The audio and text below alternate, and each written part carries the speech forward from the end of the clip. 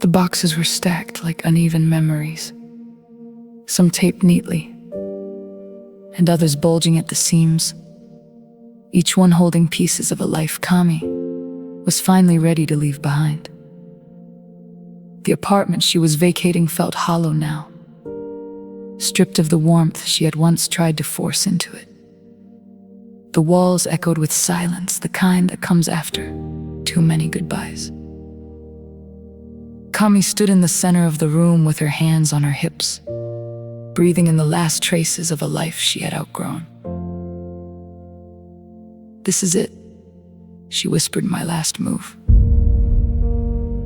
It wasn't a hope, it was a vow. She grabbed her keys, locked the door, and didn't look back. The highway stretched ahead like a ribbon of possibility. The sky was clear, the sun warm, and the air buzzing with the quiet hum of a new chapter. Kami rolled down the windows, letting the wind whip through her curls as she turned up the music. Old school R&B, the kind that held both ache and healing. Every mile she drove felt like shedding another layer. The disappointments, the heartbreaks, the betrayals, the versions of herself she no longer needed. She wasn't running. She was rising, and Virginia Beach, with its salt air and soft horizons, felt like the place where she could finally breathe again.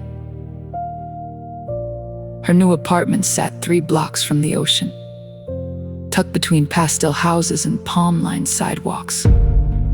It wasn't big, it wasn't fancy, but it was hers, a blank canvas waiting for color.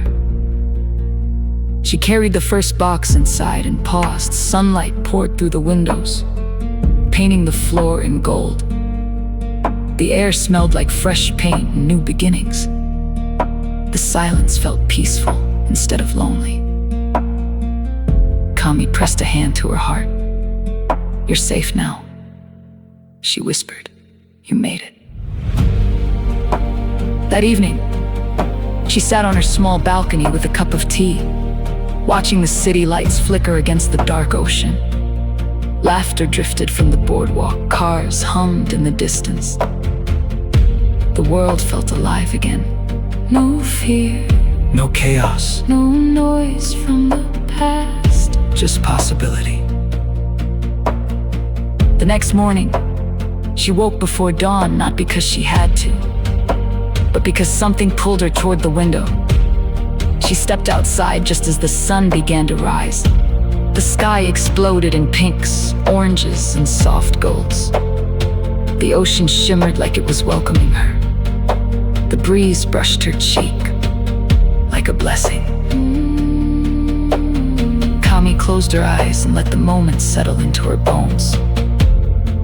"This is where my life starts again," she said. And she believed it.